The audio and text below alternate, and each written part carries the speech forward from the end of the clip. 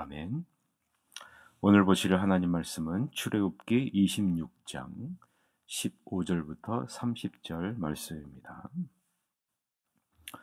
너는 조각목으로 성막을 위하여 널판을 만들어 세우되 각 판의 길이는 10규빗, 너비는 1규빗 반으로 하고 각 판에 2촉씩 내어 서로 연결하게 하되 너는 성막 널판을 다 그와 같이 하라.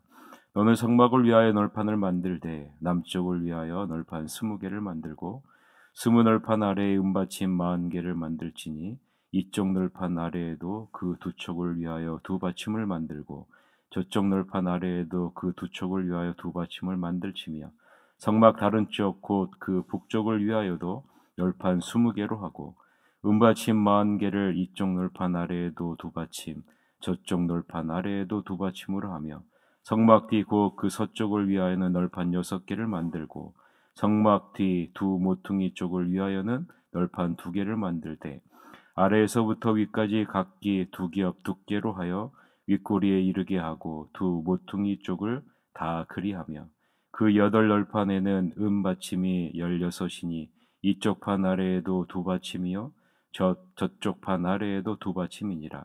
너는 조각목으로 띠를 만들지니 성막 이쪽 널판을 위하여 5개요 성막 저쪽 널판을 위하여 5개요 성막 뒤 곧 서쪽 널판을 위하여 5개이며 널판 가운데에 있는 중간 띠는 이 끝에서 저 끝에 미치게 하고 그 널판들을 금으로 싸고 그 널판들의 띠를 꿰 금고리를 만들고 그 띠를 금으로 싸라. 너는 산에서 보인 양식대로 성막을 세울지니라. 아멘. 오늘은 사역을 이기는 견고한 믿음을 이루라 라는 제목으로 하나님 말씀을 보겠습니다. 오늘 본문 말씀은 성막이 온전히 서도록 하는데 가장 중요한 널판에 대한 세부 지침을 기록하고 있는 말씀입니다. 여러분, 3가지를 여러분 기억하셔야 돼요.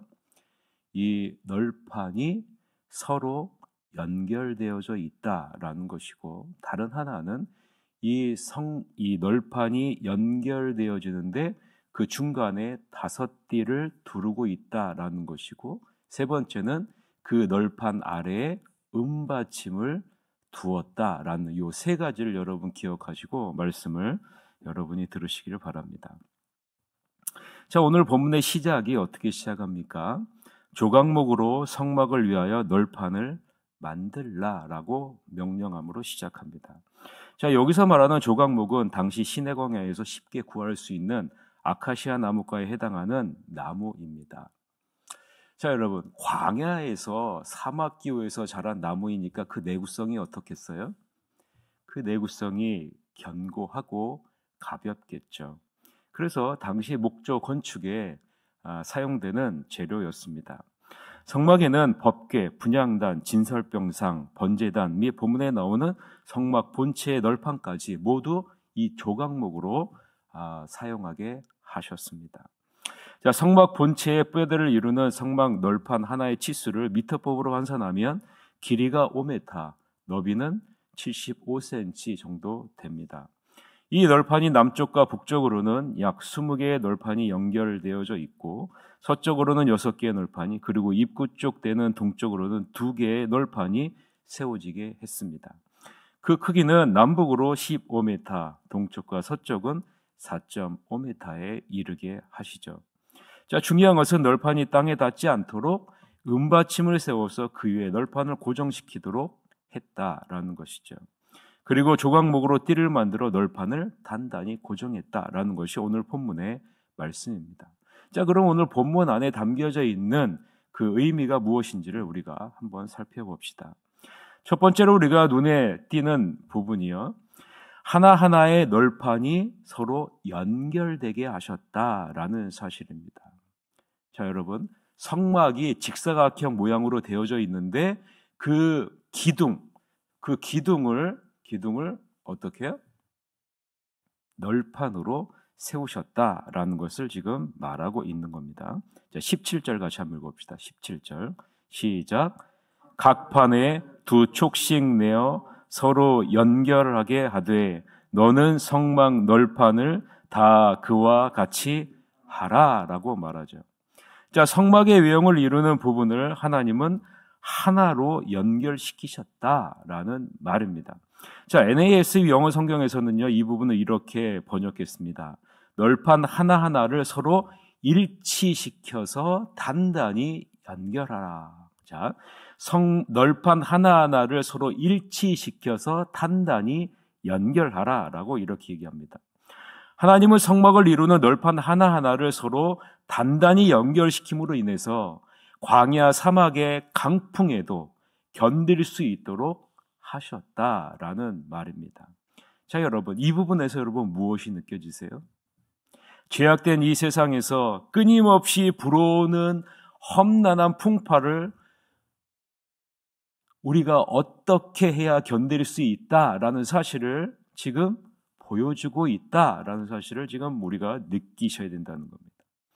예수님은 요한복음 15장 4절부터 5절에 뭐라고 말씀하십니까? 나는 포도나무요, 너희는 가지라 라고 말씀하죠. 요한복음 15장 4절 5절을 보면 내 안에 거하라, 나도 너희 안에 거하리라. 가지가 포도나무에 붙어있지 아니하면 스스로 열매를 맺을 수 없음 같이 너희도 내 안에 있지 아니하면 그러하리라. 나는 포도나무요, 너희는 가지라. 그가 내 안에, 내가 그 안에 거하면 사람이 열매를 많이 맺나니 나를 떠나서는 너희가 아무것도 할 수 없음이라 라고 이야기를 하고 있어요. 나를 떠나서는 너희가 아무것도 할 수 없다라고 분명하게 말씀하죠.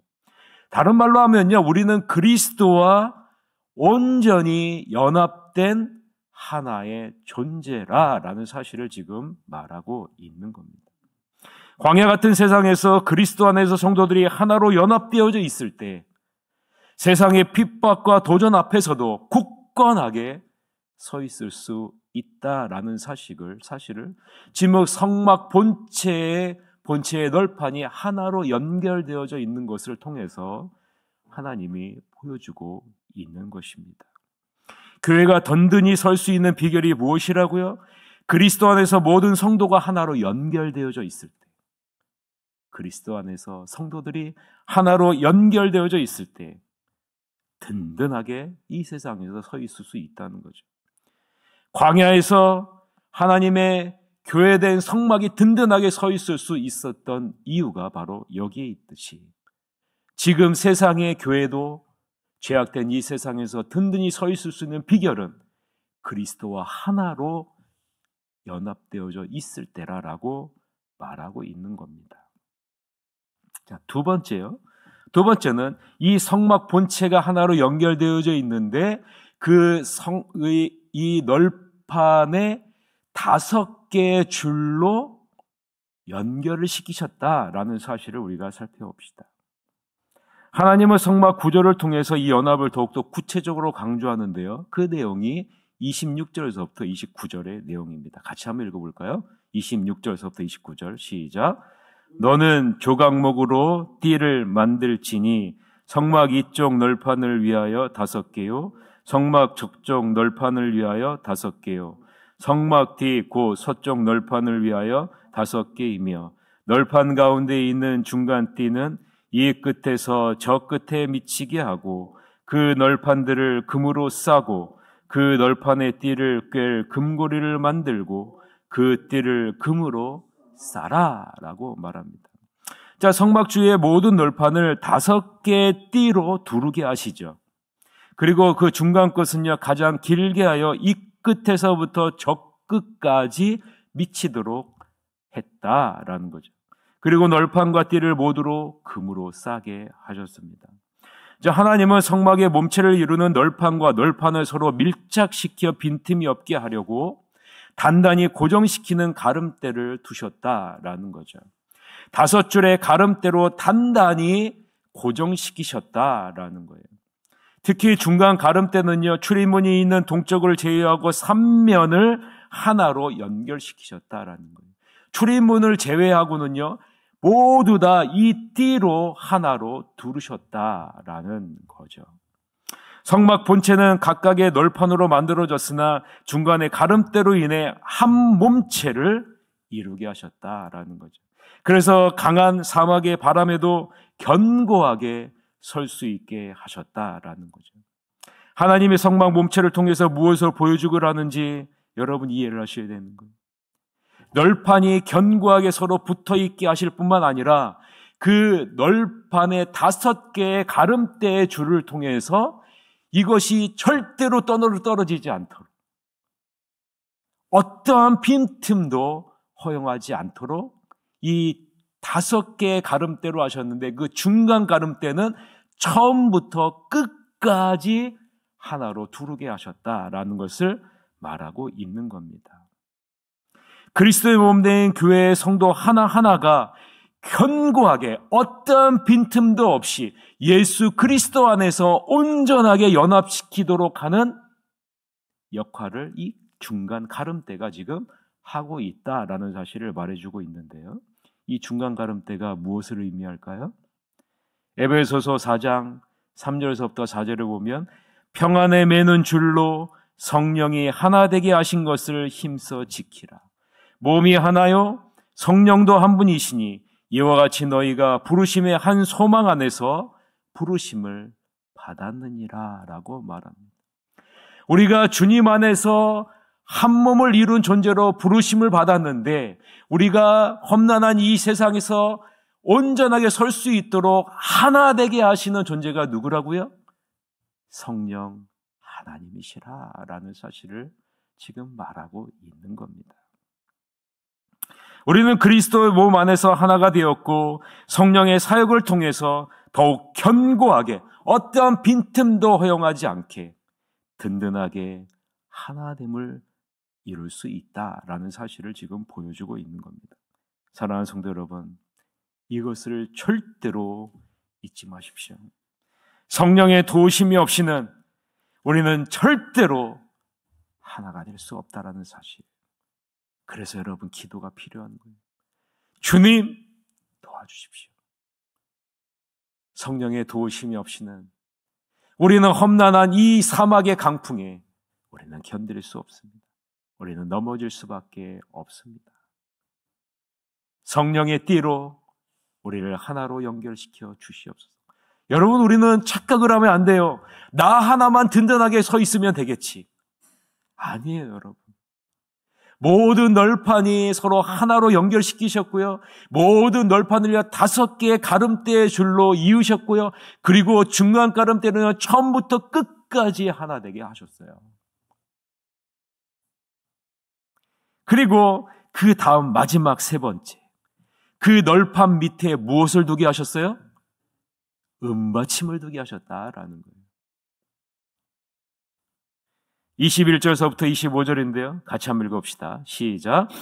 은받침 40개를 이쪽 널판 아래에도 2받침, 저쪽 널판 아래에도 2받침으로 하며 성막뒤 곧 그 서쪽을 위하여는 널판 6개를 만들고 성막뒤 2 모퉁이 쪽을 위하여는 널판 2개를 만들되 아래서부터 위까지 각기 2겹 두께로 하여 윗꼬리에 이르게 하고 2 모퉁이 쪽을 다 그리하며 그 8 널판에는 은받침이 16이니 이쪽 판 아래에도 2받침이요 저쪽 판 아래에도 2받침이니라 라고 말합니다. 각각의 널판이 땅에 닿지 않도록 은받침을 땅에 세워서 그 위에 무엇을 두게 하셨다고요? 널판을 고정시키도록 하셨다라는 거예요. 여러분, 성막은 교회를 의미하잖아요. 교회가 지금 어디 위에 서 있다는 거예요? 죄악된 이 세상 위에 서 있다는 겁니까? 아니에요. 그리스도 위에 서 있다는 것을 지금 말하고 있는 것 아니겠습니까? 여러분은 절대로 이 땅 위에 서 있는 존재가 아니라는 사실, 우리는 그리스도 위에 서 있는 존재라는 사실을 보여주고 있는 것 아니겠어요? 이 은받침이 지금 땅과 제약된 이 세상과 우리가 분리되어져 있다라는, 거룩하다라는 사실을 지금 말하고 있는 것 아니겠습니까? 예수님이 베드로에게 뭐라고 얘기합니까? 마태복음 16장 15절서부터 18절에 보면 이르시되 너희는 나를 누구라 하느냐? 시몬 베드로가 대답하여 이르되 주는 그리스도시요 살아계신 하나님의 아들이시니이다. 예수께서 대답하여 이르시되 바요나 시몬아 내가 복이 있도다. 이를 내게 알게 하니는 혈육이 아니요 하늘에 계신 내 아버지시니라. 또 내가 이르노니 너는 베드로라. 내가 어디 위에? 이 반석 위에 내 교회를 세우리니 음부의 권세가 이기지 못하리라. 내가 이 반석 위에 무엇을 세운다고요? 내 교회를 세우리라. 그럴 때 음부의 권세가 절대로 이기지 못하리라. 여러분, 그리스도 안에서 하나로 연결시키셨고요. 5개의 가름대 성령 하나님이 우리를 하나로 연결시키셨고요. 그리고 그리스도의 몸 위에, 반석 위에 이 교회를 세웠다라는 사실. 여러분, 이것이 음부의 권세가 이기지 못하는 교회의 공동체의 모습이라는 사실을 지금 보여주고 있는 것입니다. 교회는 어디 위에 세워졌다고요? 예수 그리스도 위에. 그리스도의 보이지 않는 권세 위에 세워진 것이 교회라는 거예요. 그리스도의 십자가의 죽음 위에 세워져 있는 것이 교회라는 겁니다. 예수 그리스도의 각 널판에 있는 두 촉이 연결되어질 때에 교회는 견고하게 설 수 있다는 겁니다. 그리스도 위에 단단히 고정하고 서 있어야 교회는 견고하여 흔들리지 않게 된다는 말이죠. 사람 위에 세워진 것이 아니라, 환경 위에 세워진 것이 아니라 물질 위에 세워질 수 없다라고 말하고 있는 거예요. 사람 위에, 환경 위에, 물질 위에 세워지면 흔들릴 수밖에 없고 넘어질 수밖에 없다는 거죠. 사랑하는 성도 여러분, 그리스도 위에 견고하게 서시는 여러분이 되시길 바랍니다. 그러면 주님이 여러분에게 반드시 승리를 가져다 주실 것입니다. 어떠한 이 세상의 음부의 권세도 여러분을 이길 수 없다라는 사실입니다. 고린도전서 15장 57절 58절에 뭐라고 얘기합니까? 우리 주 예수 그리스도로 말미암아 우리에게 승리를 주시는 하나님께 감사하노니 그러므로 내 사랑하는 형제들아 견실하며 흔들리지 말고 항상 주의 일에 더욱 힘쓰는 자들이 되라. 이는 너희의 수고가 주 안에서 헛되지 않은 줄 알미라. 말씀을 맺겠습니다. 세상의 핍박과 도전을 이길 수 있는 비결은 3가지라고 말씀드렸어요. 첫째는 모든 성도가 그리스도 안에 하나로 연결되어져야 한다는 사실. 두 번째는 성령 하나님의 도우심을 받아 우리가 성령 하나님으로 말미암아 그 하나됨을 견고하게 유지해야 한다라는 사실. 마지막 3번째는요, 그리스도의 반석 위에 우리가 서 있어야 한다라고 말씀을 드렸죠. 이럴 때 이 세상의 음부의 권세도 우리를 이길 수 없는 견고하게 빈틈없이 서서 승리를 가져다 주시는 놀라운 하나님의 능력을 우리가 경험할 수 있는 것입니다.